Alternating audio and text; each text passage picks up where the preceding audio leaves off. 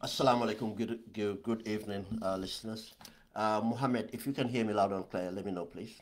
If you can hear me, or Modu, if you can hear me loud and clear, let me, whilst I share this video.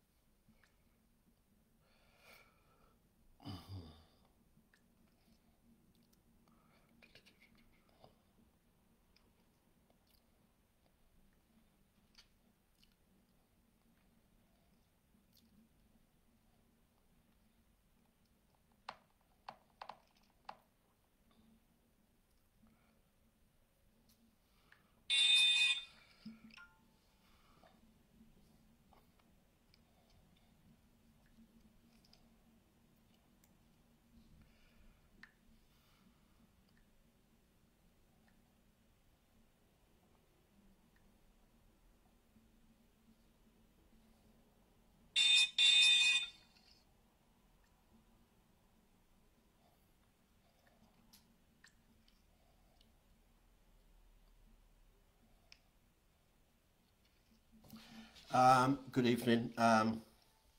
Thank you guys. Thank you.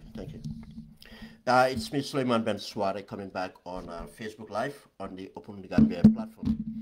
I want to keep this brief, but I don't think it will be. But I'll try my best. Because I want to give context to the topic first before we go into it proper, to the up-to-date dealings. Today is Friday, the 3rd of November 2023. The time's about 22 minutes to 9 o'clock in the evening in Birmingham, England. What I want to discuss today is to react to the reports of lawyer 𝒕𝒉𝒊𝒔, dealings in money laundering on behalf of his client, the drug kingpin Banta Keita. And this was reported today in the Standard newspaper. It was reported today in the Standard newspaper. I will get to the Standard newspaper report itself and analyze the report, just to show you how serious this crime is. It's a crime. How serious it is. It is money laundering. But again, there's more to it. Now, this is not a surprise. That's why I wrote the article to say that we are vindicated. I said this, the president's men are always linked to drug trafficking. We cannot have this amount of, or the cartel moving freely in the country without people close to the president. So, so far, how much the president knows, we don't know. But so many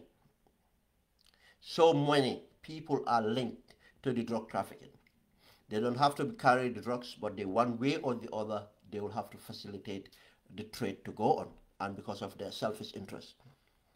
Some will be in the money laundering, some will be keeping it, some will be transporting it, some will be facilitating it in one way or the other.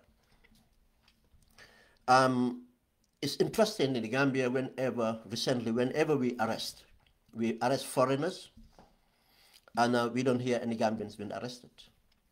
We'll look into that. But this is not a surprise. As I said, we all know that drug trafficking goes with, the cartel work with the system, people within the system. And for 𝒕𝒉𝒊𝒏 to be mentioned shouldn't be surprised as well. People that know why these people, some of these people survived the dictator is because they are worse than the dictator, or they are as the dictator was. They work together, one way or the other. And the background to this is, latter part of the dictatorship, 𝒕𝒉𝒊𝒏 was very close to the system. He was part of the system. Lawyer 𝒕𝒉𝒊𝒏, I will have to keep on saying that. And the evidence of this, we all remember when the NIA 9 were charged. He was recorded by the wife of Yankuba, the former NIA Director General that was arrested, was recorded. And he was kind of telling the lady that, look, don't worry, my brother is the chief, if the justice minister, we are going to arrange this.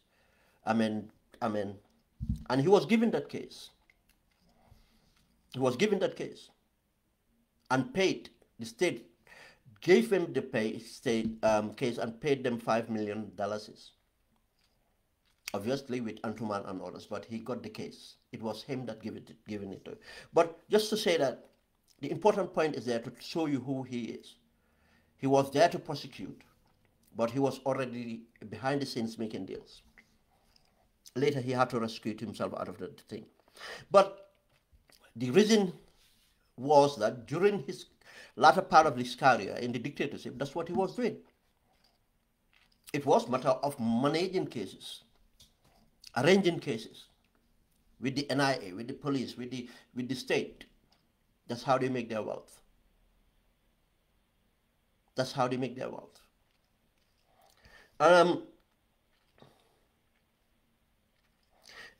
Just give you another contact, background onto the connection with Banta Keita.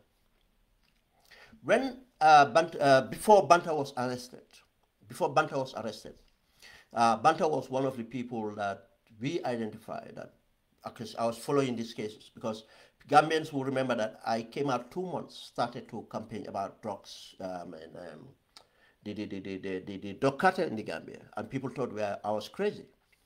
And some people, in fact, called me in the behind the scenes to say, "Oh, I think you're taking this too far.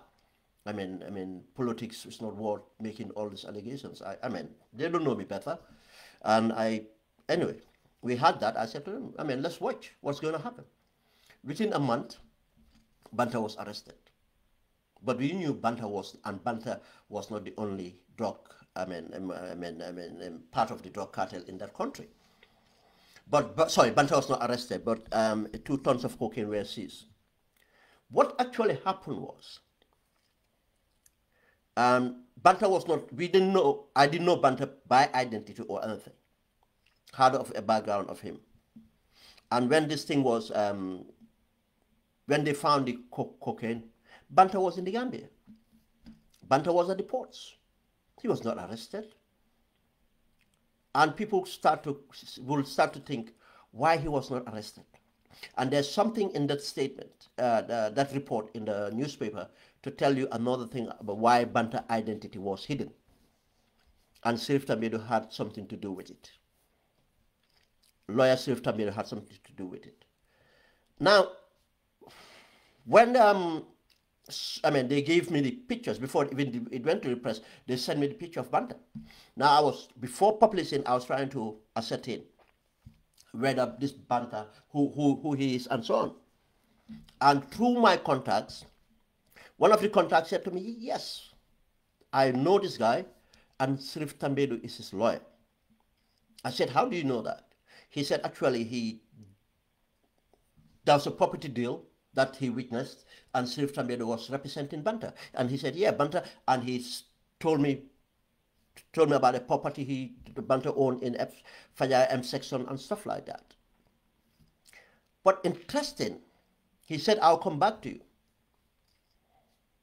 And the guy came back and said to me, it's interesting that 𝒕𝒉𝒊𝒏 did not want to come out to represent Banta, but he's Banta's lawyer.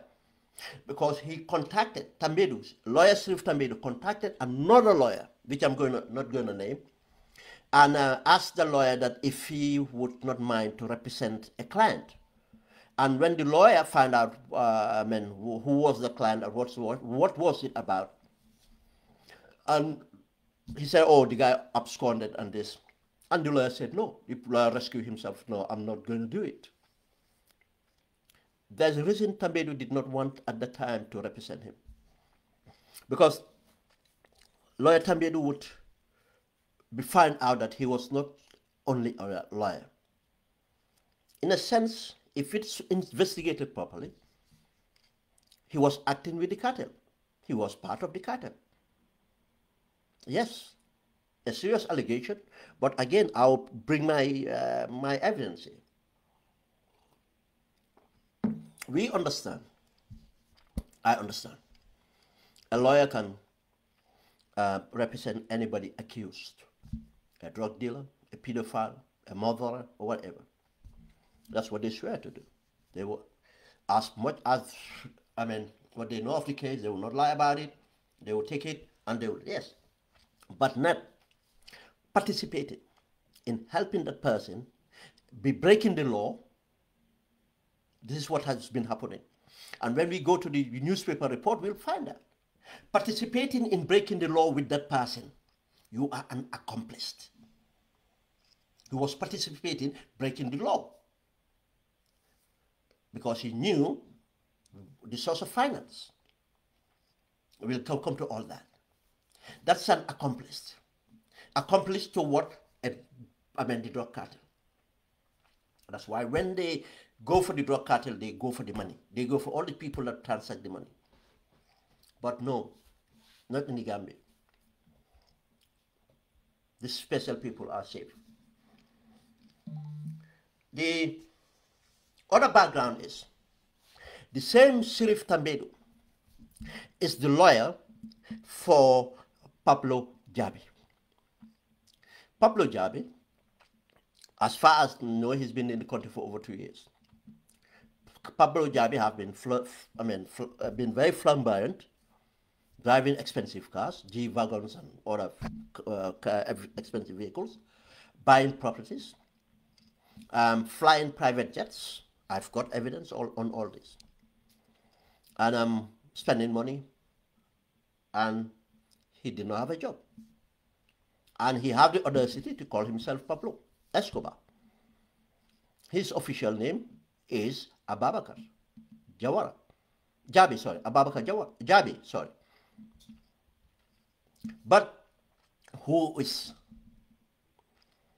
lawyer 𝒕𝒉𝒊𝒏? When Pablo was arrested, he did the same thing this time round, went for lawyer El Camara, I think El Camara. And El Camara came as the front, but El Camara did, in one of the cases or whatever, made it clear that the lead counsel was lawyer 𝒕𝒉𝒊𝒏. He was the co-counsel. They did this thing. He was this thing. But because at that time he was trying to seal himself. Gambians who ask themselves, why is he the favorite favorite lawyer for drug dealers. And I tell you another thing about this background of Pablo and lawyer 𝒕𝒉𝒊𝒏. Pablo is not the only client he has who is involved in drug dealing one way or the other. Pablo is not the only one. Banta Keita was not the only other person. Why? That's why he should be investigated, and to check all those transactions he did for all these people, and all those people should be investigated to find out that they were not earning this money legitimately, and all of them be arrested and dealt with. That's the only way we can stop this cartel. But he's the lawyer of the president. 𝒕𝒉𝒊𝒏 is lawyer of the president. When the president became the president, 𝒕𝒉𝒊𝒏 was in fact nominated. The president wanted him to be the justice minister, but he felt that it's more lucrative where he was. He nominated his brother to be the justice minister.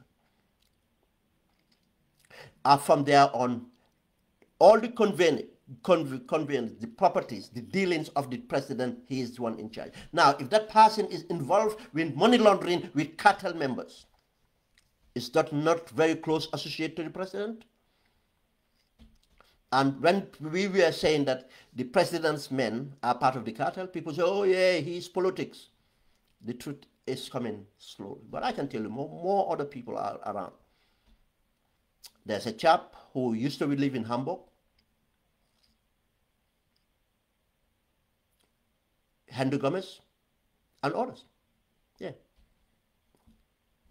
There are many. But that's the background with Pablo. But I can tell you, when Pablo was arrested, Jabi, there's a guy called Pap something, is a Senegalese guy. He absconded.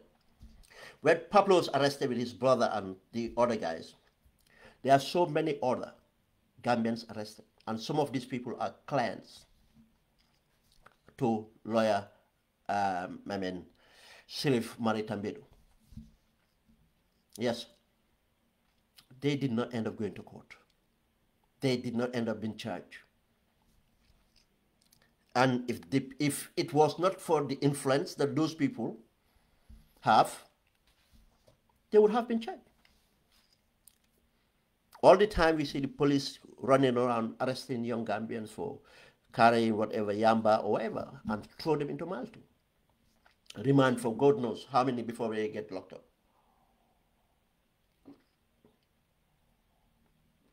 When the people like 𝒕𝒉𝒊𝒏 are the biggest, biggest criminals for that matter. And another thing is, when youths becomes the victim of crime and drugs and everything else, burglaring and committing crime, these people would be looking down on them. They want to save their families in their households and protect them, whilst they know that what they're doing in that country is just destroying lots of families. But these are the same hypocrites. �𝒉𝒊𝒏, lawyer 𝒕𝒉𝒊𝒏, will go to Umrah every year. He have gone to Hajj many times. He go to Umrah every year, spend time at Mecca, knowing that he's a drug dealer. He's a money launderer for drug dealers. He's a cartel member. Yes. These are the people we have in our midst. These are the people we have in the system. That's why they want a government like Barrow's government, where they can get away with everything. They like a government like 𝒂𝒂's government, because they got away, they become richer under 𝒂𝒂. And these people, 𝒂𝒂 is even better than them. 𝒂𝒂 is even better than them. Now, let's move. As I want to keep it brief, let's go to the article itself from the report as reported by the I'm saying the Daily Mail, reported by the Standard newspaper. The person who the journalist is Amadou Jadama, by Amadou Jadama. It says a former branch manager of Zenith Bank in Serekunda has told a high court has told a high court that the high court lawyer 𝒕𝒉𝒊𝒏 asked her to open a bank account for his client Banta Keita in 2026 in his Keita's absence. A lawyer opening an account in the absence of a client. It continued. Aminataba was testifying as 10th prosecution witness before Justice Zenen 𝒂𝒄𝒄𝒏 and 𝒂𝒄𝒄𝒏 at the High Court in Mile 7 in the ongoing criminal trial of Banta Keita and 𝒕𝒉𝒊𝒔. Later on, he said later on we received an instruction from Uncle 𝒕𝒉𝒊 to move the money to, okay, no, that's the second page. And he asked by the counsel Mohammed Biso if she remember when Banta Keita opened an account. The witness replied in January 2016. Now, Banta was not around, but he have all the documents for Banta. You see, this is the reason why people were doubting if Banta existed.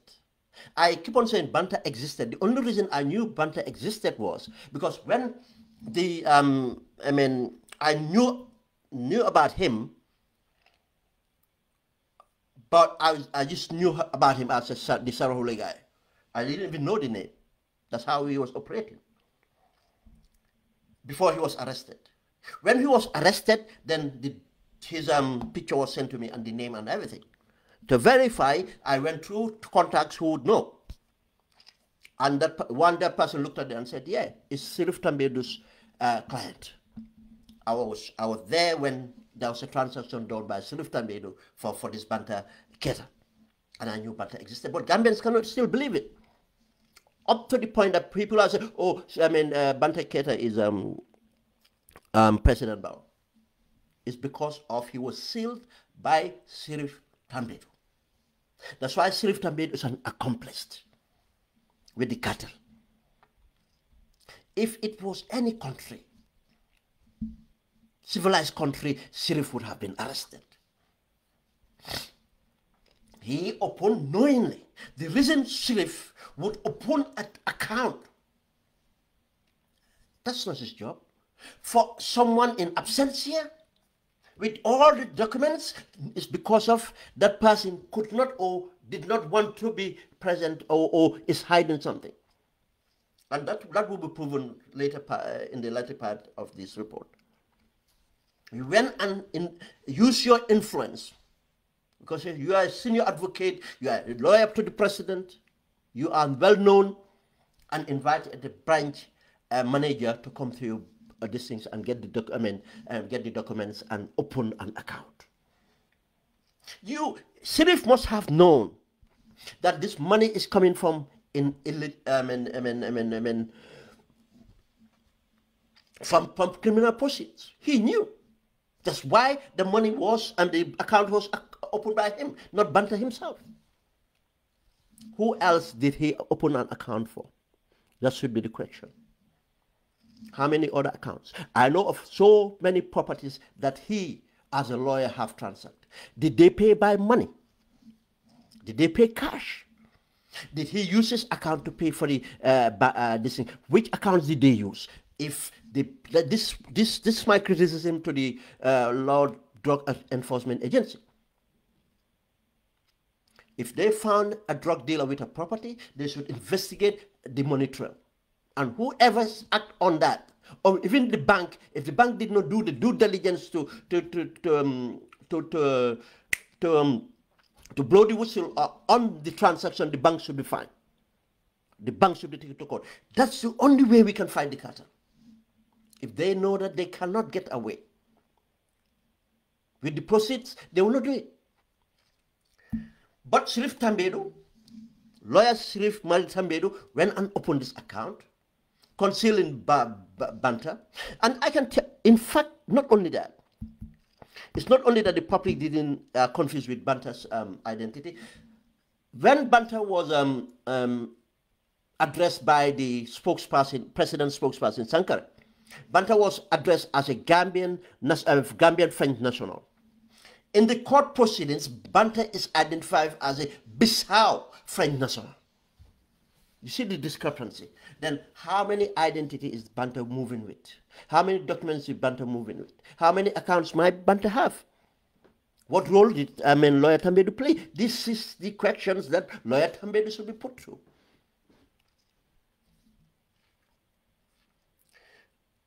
It continued to say, and interesting, the account was opened in January 2016. You see, that's why I said these people, the reason they survived Jammeh, they are worse than Jammeh. 2016 January, Gambians are battling. And throughout 2016, not one transaction, we will look at how many transactions. In that process, he was making money through money laundering. Was he better than Jammeh? Dealing with drug cartel, was he better than Jammeh? No. We all know the ills of drugs. Was he better than Jammeh? No. No. He's not better than Jammeh. 2016, he opened the account. Let's move on. The lady said, Aminata said, I received a call from Uncle Lawyer Sheriff Tambedu to open an account for Banta, and I took a form to his office in Banjul and I left it there. Later, he called me to go and collect the form. Whilst I was in his office, I asked him about Banta Keita, whether he was here, and he replied in the affirmative. Thereafter, I told him that I want to see him, and he responded that it will not be a problem. You see, if any investigator have gone through this, and this young lady testimony is this, that even I made efforts to meet the client, and he vouched for the client to say, no, it's okay. It's not going to be a problem. Because, oh, I am Sheriff Tambedu, lawyer Sheriff Tambedu. That is criminal. But you see, this is what happens in the Gambia. Even the press would not put an editorial on him. You will not hear anything in the in the airwaves. This should have been a breaking news. The police should have been, when the minute the police get this information, he should have been arrested. No. But they will go for activists that did not commit any this thing and lock them up. And people say, oh, they're following the due process. Oh, it's not 72 hours yet. Why should it be 72 hours when the person should not even be invited to the police station, more or so over, to be arrested, to be put aside? And people are saying, but it's not 72 hours yet. The 72 hours, is it there to abuse us or to safeguard us in custody? When there are reasonable grounds to put us away, to make sure that we are not put away for over 72 hours. That's the limitation. But these criminals are let us. You see, and I am not insecure about that, or I don't shy away from it. I am not. I know most of these people, it's not their intelligence. It's not their hard working or anything. And whoever knows. It's because of their immoral ways of life. That's why they have what they have. If they are not colliding with criminals and robbing the state coffers, or business people robbing tax and other things, they are with drug dealers and so on. That's what they do. Most of these people. Let me continue.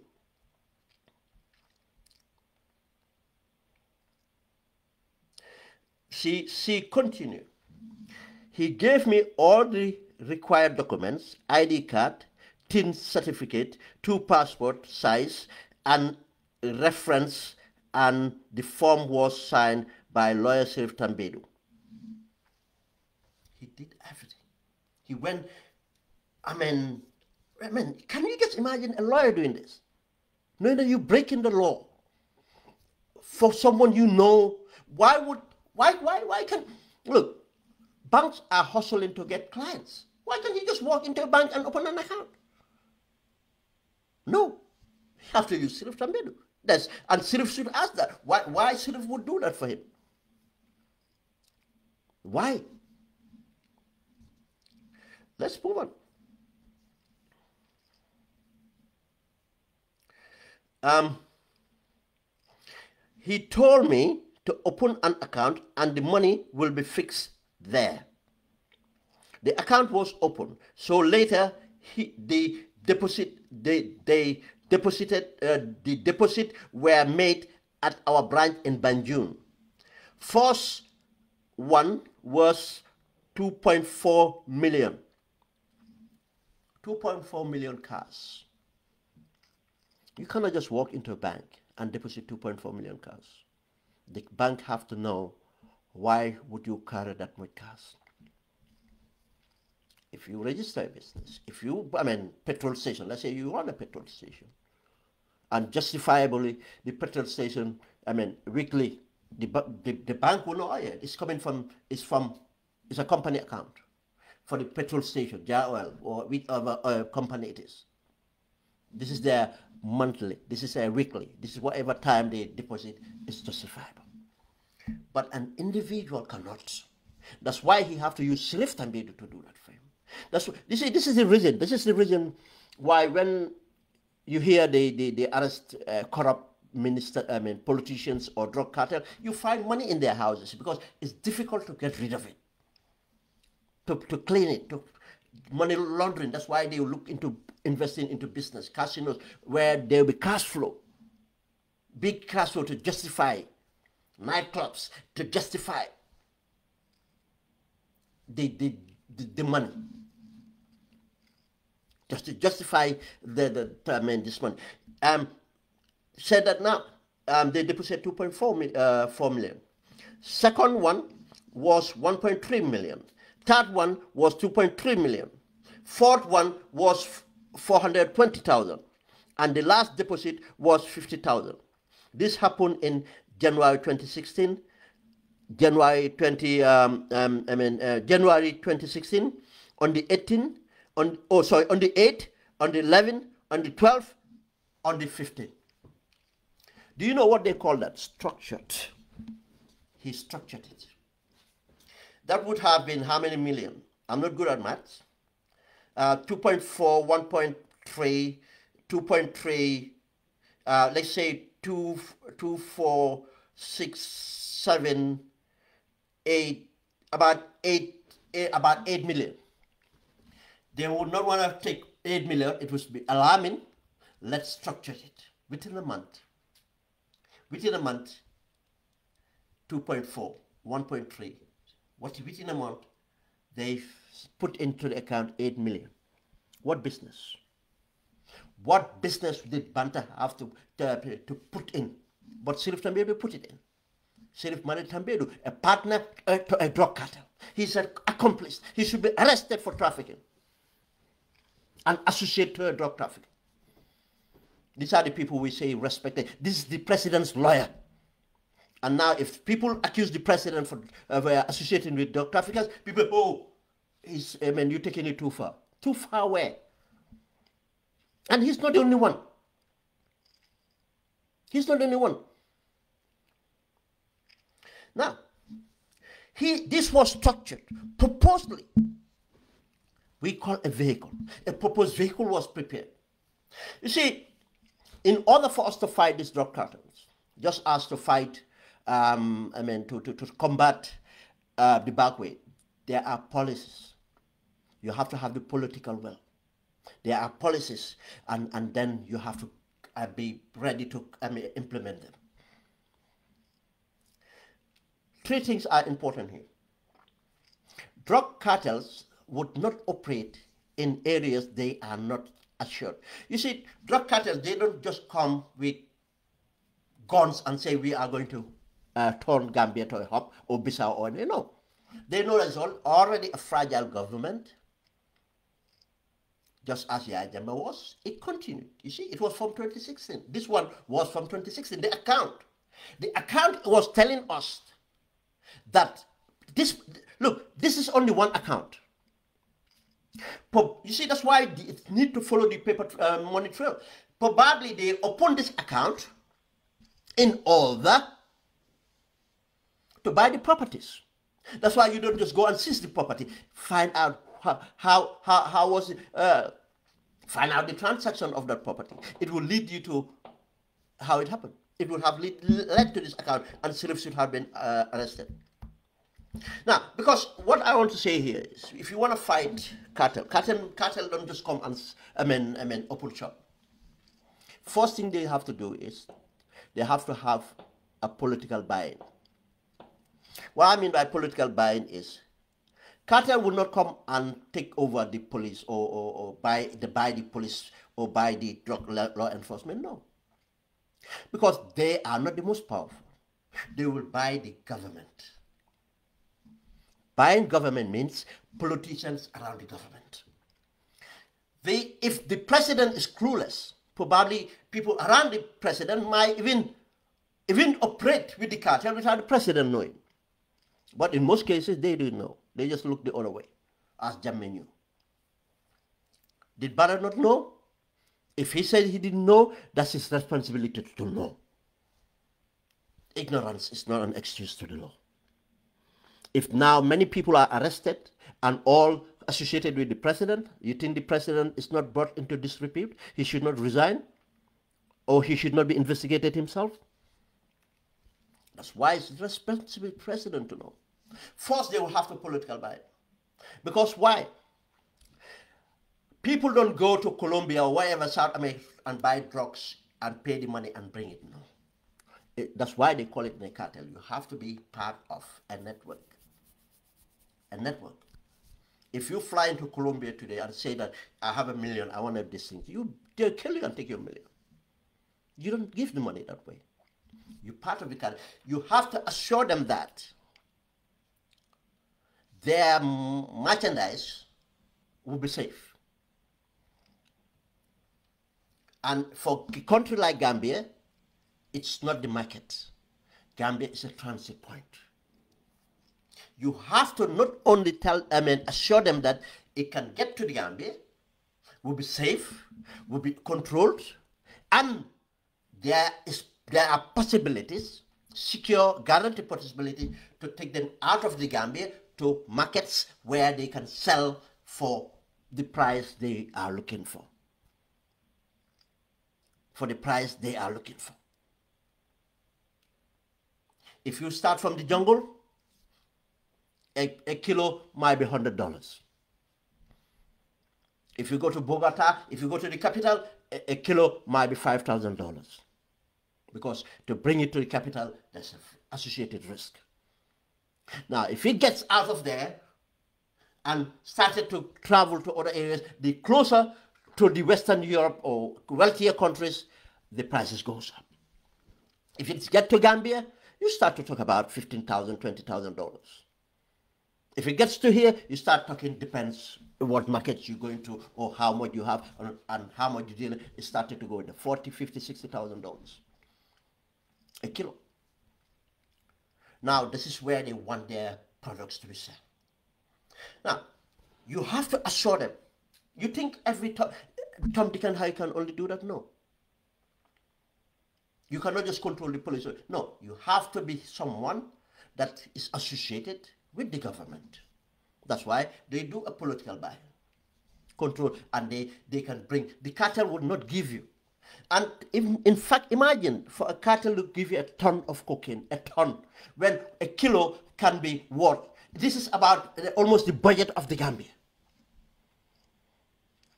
When a billion, 2 billion, a billion, 2 billion, a ton was, at that time, the time they got a ton from uh, 1 ton was about 88 million, so something like that. 1 billion. You think they will just give it to any Tom, Dick and Harry? A Guinea-Bissau national, a Gambian national, a Gambian French national, 1 ton without guarantees? Where that person would get 88 million or 50 million to pay for that, or 25 million to pay for that? No. It's true. I mean, it's a trade. They all, play a role in it to get it to where it should be. Now, you have to do that. Make sure that even if the goods were seized, they will not lose. If the NDNA said to you that the tons of cocaine is seized and is destroyed, they are lying to you. Any day the NDNA sees a ton or 2 tons and burn that, I can tell you Barrow will be out of State House. Barrow would be out of State House. I can tell you that. And anywhere in the Gambia, surrounding the Gambia, a ton of cocaine is incinerated. The entire environment will be sick because of this. You'll be sick. That's why they lie to you. If they say they bury it, they lie to you. They don't bury it. You think they'll put an open fire and put a ton of cocaine? 2 tons of cocaine. Oh, we destroyed it. No. The cartel would not have the audacity to bring a ton until they are guaranteed of the safety at the ton and the people are listening. And what normally happens, even if they're arrested, they'll go to the courts. Most of them will be free, others would, they sacrifice some, or others would just spend a listening and they'll be off jail. These are the guarantees they will have. Then the other bit is to take it out of the country. How does it get out? Imagine 2 tons of cocaine in the Gambia. Just imagine just one consignment of 2 tons. How you think it's going to get out of the Gambia? You think it's going to go in the airport, Demba Fatu Aisatu, 2 kilos, 3 kilos? How long would that take? No. That tons will be sifted normally as they come. But you know, the danger of it is, and this is how it always happens, because the people that look after the drugs are at the lower chain, order of the chain. They are poor people. Just as if you go to the jungle, the poorer, the further the chain, the poorer they are. Before you get to the lawyer Sirif Tambidus and others, there are people there, white mans and others. Now, what normally happens? Why does, because the drugs are not intended for the Gambian market. But what happens is, once you keep a ton of cocaine at a place, and the people know that this is a ton of cocaine, tell me this. You think those people would know that they can get a block of cocaine, and that block can give for not even much, 5,000 pounds, 1,000 pounds, 3,000 pounds. These people will not earn 1,000 pounds for 5 years. They have access to it. You put it in their listing. They will steal 3, 4. Now, because of they don't know how to deal with this, they'll go out there, they try to get to the criminal underworld. This is how the police normally catch them, because they will end up criminal underworld. Someone else would want to get it from them free, would tell the police, I know someone, let's entrap this person. And this is how it gets to the local market. And this is the evidence. I give you the evidence. You know the ton of cocaine that was in Bonto? Yaya Jammeh knew about it. They were paying royalties to Yaya Jammeh. The drug that was transited, most of the drugs, we were paying royalties to Yaya Jammeh. Flights and everything, we were paying royalties to Yaya Jammeh. Boats, that company, he knows about everything. And there were so many servicemen in the SIS. This Usman Sow knows about it. Langton Montamba knows about it. Jesus knows about it. I can tell you, many people know about this presence of that drug. And they were playing a role. And Yaya gets this thing. What happened was, again, the same thing. The drugs started to shift into the community. People started to steal the drugs to sell. And that's how a CID came across it, and it blew out. And the Ajami knew now is blow out. The international have caught it. He declared, amen. But what happened to all those drug traffickers? Didn't I tell you that nothing will happen to them? All of them got freed. Remember, Yaya Jammeh freed all of them. Because the cartel, he dare not. He dare not. It's the same thing. That's why I said, this is once they get a grip of it, you really have to have determined people. I'll come to that. Now, they will take it out of the country. Do you know how it gets out of this country? A ton of cocaine, 2 tons of cocaine. I'll tell you. I'll tell you. I've written an article, publish it tomorrow. And don't think that I know it, they don't know it. They know it. As I said, within State House, there are people responsible that they will just make a call. Within NADA, you call them, within the police, every structure of it, within the Army, Navy, they have people representing the cartel. What I know, they know. What happens is, 1 ton, 2 tons, most of it go back as it came. How does it come into the country? You see, Banta was so much confident, that's why it came through the port. Normally, it would not come to the port, or just a little bit will come to the port. It comes by motorboats. South America, if you look at the map of the globe, South America is on the other side, and Gambia is adjacent to South America. Remember, just as the Caribbean was, they used to use the Caribbean, now there's a heavy policing around the Caribbean, now they have to shift. Now they shift to the Gambia. Now, when they move from the South America, they come to the Atlantic in order to get to Europe and these things. They hardly, go and look at this maritime, hardly they will go down south to go to the Cape Coast. No, mostly they will come to the Atlantic to go to Europe. It's quicker. Even to, go to, Asia, they hardly will go down. They will go up, and then to this thing and go. When they approach within the waters, when they approach our coast of Africa, this is why you see, in Bissau, Sierra Leone, Gambia, and all this is a target. Then, and all of them, when they arrested Banta, all these people, if you arrest them, you find they have speedboats. They have motorized boats, or they have a business that deal with boats, because they need to go and fetch and bring. Most of the bags they put it are floating bags. They float. Now, the speedboat will go, and these people start dropping it from the motorboat, and they pick and put it in the speedboat, and they come by the speedboat and save it in the Gambia. That's how they do it. When they save it in the Gambia, then how would it get out of the Gambia? Some will go through, so people that can easily, they understand the airports works by intelligence. I can tell you that. People that they did airport security will tell you.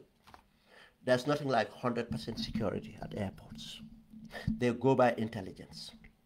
The intelligence would be, okay, now if they have intelligence, there's many flights coming from the Gambia now. This thing. That's why they prioritize Jamaica and other places. Now they try to look at that, and they have information about how they conceal and so on. They start to look into that. Gambia still would determine a soft play, these things. Now, if you have 10 play, how many airport workers do you have to, flights, how many flights come in every 2 minutes? We all know, if you live here. You cannot, delay the, queues and check everyone or check everything. No. That's how it is. And now, part of that profile, they select the kind of people. There are a lot of our sisters now, young influencers, young men, these things, I mean, or Scandinavian women, because of their blonde white, I mean, they know how to play, they know how to work this out. They bring some out, 1 kilo, 2 kilos, 2 kilos, 3 kilos, 4 kilos, 5 kilos. But the other way is by using airport workers, flight attendants, and so on. They do that. But still, it will take time to take that much out. The other way to do it again is reverse. The way they receive it from South America, now they wait for, because those cargo that goes from South America to Europe or other places are intelligence, they will be hot on them when they get to those waters. But cargo that comes from Africa, West Africa, and so on, they are not hot on it, just as the same intelligence. Now, if they're to leave Gambia, the same speedboats would take this, how to call it? Take this cargo, and after the ships from the ports, they started to move to international waters. They go and meet, and they're gonna drop for them, and they pick it, and they come to England. They come to Spain and other places. That's how bulk of the drug is taken out. The same way, when they get to the coast of South Coast England and other places, these boats will act as motorboats. Then they will come again from the source and pick it up from them. This is right now. The intelligence I'm sharing here is right now. That's what is happening. Go and look at the Daily Mail. I mean, every people in the UK, or just Google it. Every time now you hear, oh, they found, bags of cocaine at the beaches. Because of what? At times they will, because they use small boats, speedboats and stuff like that to be fast, to get out of the place. They go and get these things, and at times the boats will capsize, or they panic, thinking that they are being followed, and they will drop it in the waters, and it end up on the beach, these things. The intelligence is there. They know. Why the cartel? That's why the cartel are free in the Gambia doing it, because they are allowed to do it. If I can know all this, you think the security in the Gambia don't know? They know, but they have to protect it.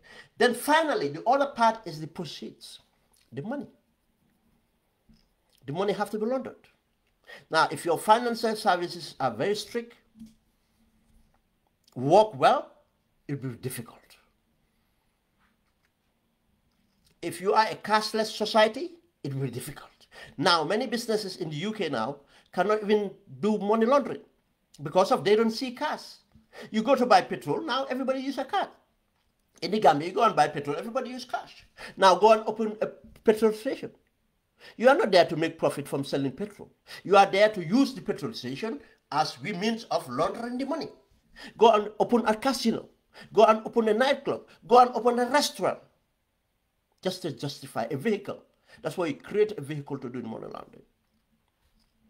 And now, again, this is where lawyers, financial advisors, and others will help in the money laundering of money.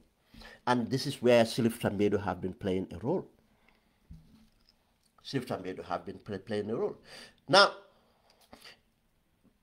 if you go by this, just shows you that 𝒕𝒉𝒊𝒔 is not only involved in money laundering, 𝒕𝒉𝒊𝒔 is an accomplice. From 2016, 𝒕𝒉𝒊𝒔 opened this account. Banta was arrested, I think, 2019, late 2019. Oh, not arrested, was attempted to be arrested, but they seized this thing late 2019. At that time, Banta, the proceeding, had many properties. And those properties are very expensive. And again, to show you the proof, go and check how, when Pablo was arrested, how many properties Pablo owned? Apartments. You see, that's why again you can see the boom in some aspect of the economy, because of the money they are using to buy these properties. They will pay a ridiculous amount of money for the properties. Banta, Pablo Jabi, I mean when Pablo Jabi was arrested, he was arrested with 4 properties or 5 properties, all costing millions. Pablo Jabi used to give loans with 2% interest. Not even development loans are 2% interest. He used to give loans. People do no. Many businesses are operating in the Gambia today, especially the hospitality. There are hotels being run in the Gambia today. It's drug money that's run those hotels. What's the point of, where is our financial intelligence unit? You think, that's why I said, you think if these institutions were working fine, this is how you will fight the drug cartel. Not waiting to catch a drug here and there. You will not, you prosecute, but as I said, look at the prosecution. Who did they lock up yet? 𝒕𝒉𝒊𝒔. 𝒕𝒉𝒊𝒔. Someone who was just looking after things. Look at the case of the Salaji, the 4 Fritonian who were looking after the drug. And they stole some of the drug, tried to sell it to the criminal underworld. They got arrested. The owner of the property was not arrested. Who was looking after the property was not arrested. But those young people got arrested. You think those young people owes that drug? Another intelligence to tell you. Another intelligence right now. You see, in 𝒂𝒄𝒄𝒏, when they said they arrested the drug in 𝒂𝒂𝒄𝒏, you notice one thing. They said they had arrested 2 trucks. One of the trucks got a Malian registration number. When they arrested in 2020, when they arrested 502 blocks of hashish, the vehicles they arrested there, one of the trucks had a Malian registration number. Do you know why? That's another route that they take. Take the drugs, Mali, landlocked. They take it through Mali. Through Mali, there are a lot of service, these UN workers and others. You'll be surprised how many of these people would traffic drugs. You see, they will always create. The only way you fight them is by you have to be dedicated and have the intelligence and ready to do it. But if you are compromised, you will not fight it. Now, this is what is proven here. Sheriff Tambedu is part of the drug cartel, just as we told you that the president's men are part of the drug cartel. Yeah, the evidence is here. I mean, the newspaper would not do an editorial about it. Nobody else dare not do an analysis of this in the Gambia because who they are. But simple fact, a lay person will tell you this. In 2016, you opened an account for someone in absentia. Why? You're hiding something. You started, and the interesting thing is, something I noted, part of this is,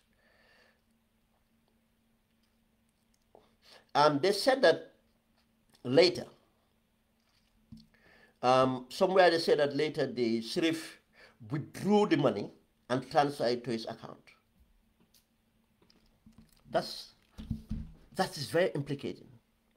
But they did not tell us when the money was withdrawn. If the money was withdrawn when Banta was arrested, that's concealment. That's another charge. And I suspect that probably money was withdrawn. Or when the money was withdrawn, it went to sheriff account. A lawyer, your client's money to your account, you will be penalized. The bar association will kick him out.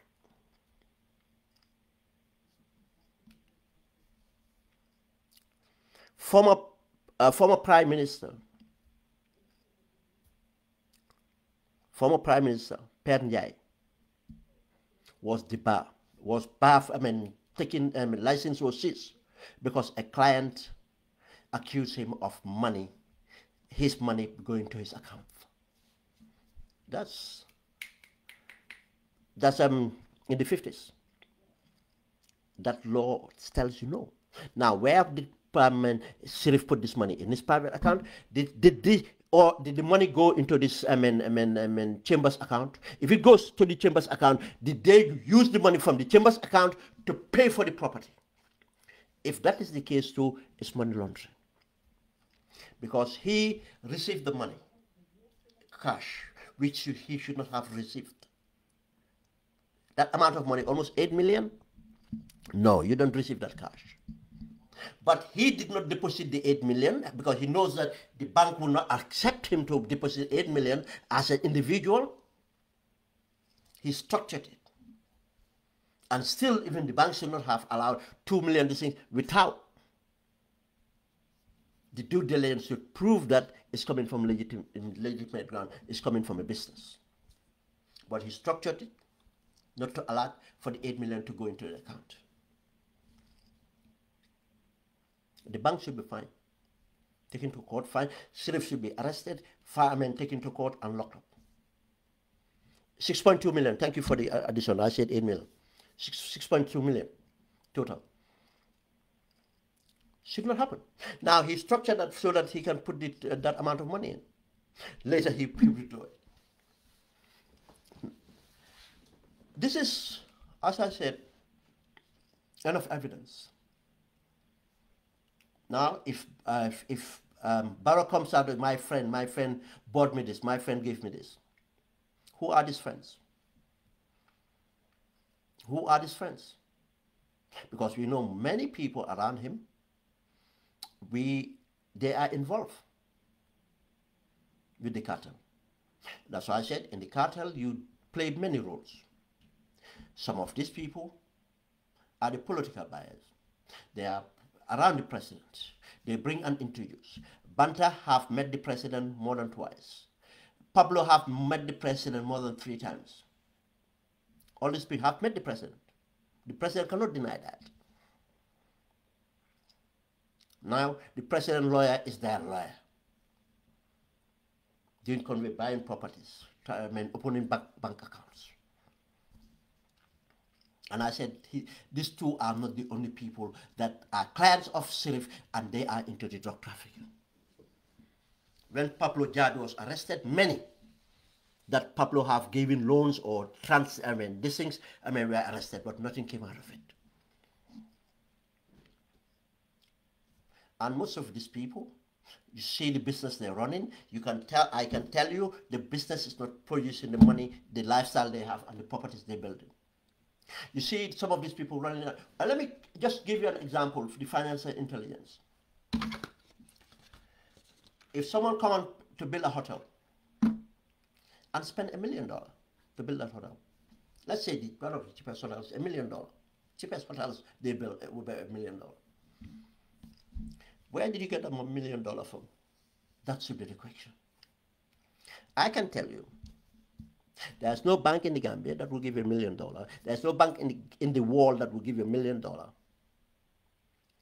based on the investment you're going to do in the Gambia to build a hotel. If you have $1 million and a bank give you $1 million outside of the Gambia, it's based on something else. Collateral of your property. And if you're a fool enough to take $1 million to the Gambia to build a hotel, I'll tell you why I said if a fool. If you are a fool to take $1 million, go and build a hotel in the Gambia.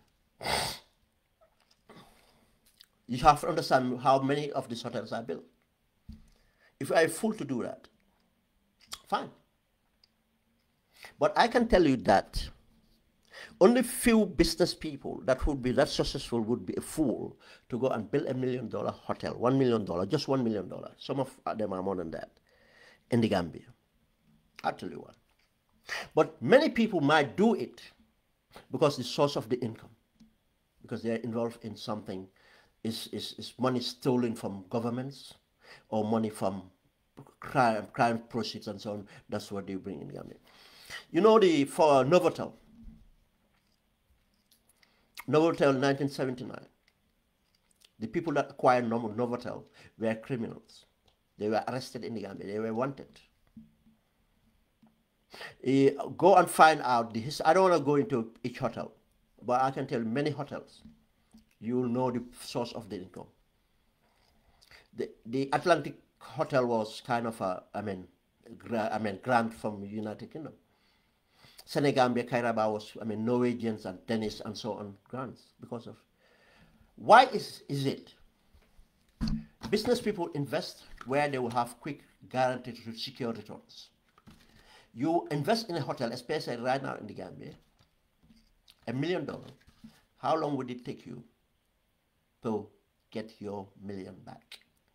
How long would it take you to make interest? Make profit out of that? One, the construction period takes over 2 years.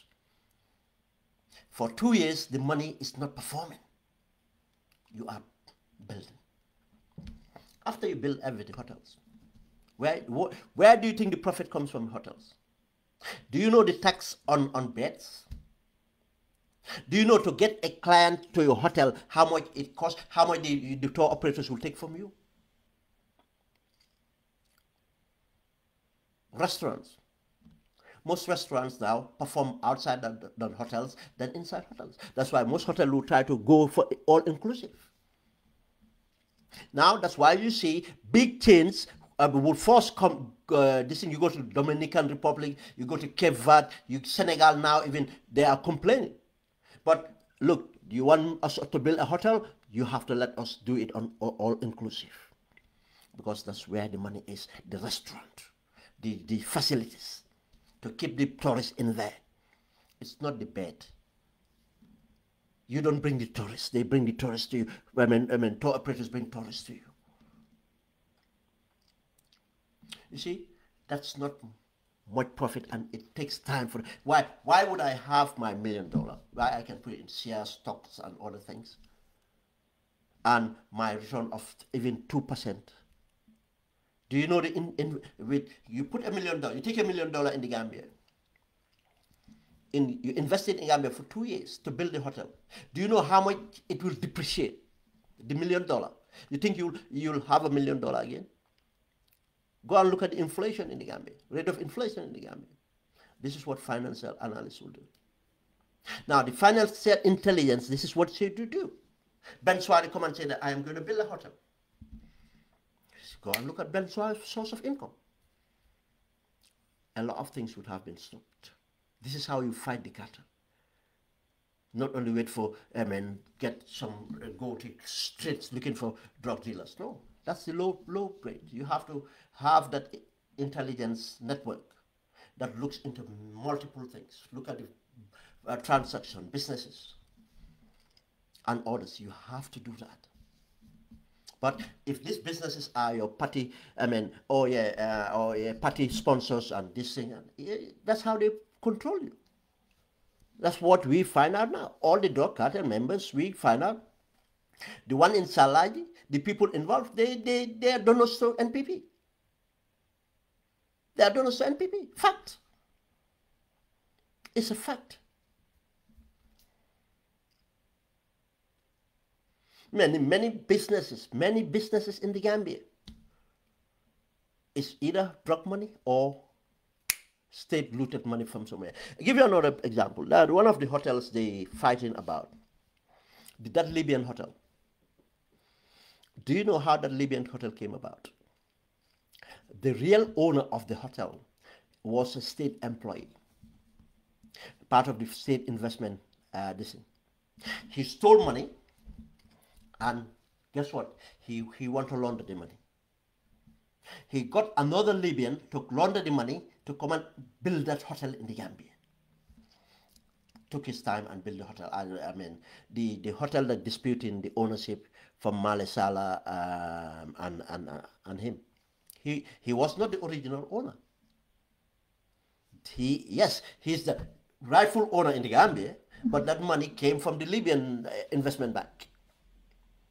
The money stolen, many. I can tell you many other hotels. That's why what you see is cheap hotels that are built gradually, sustainably.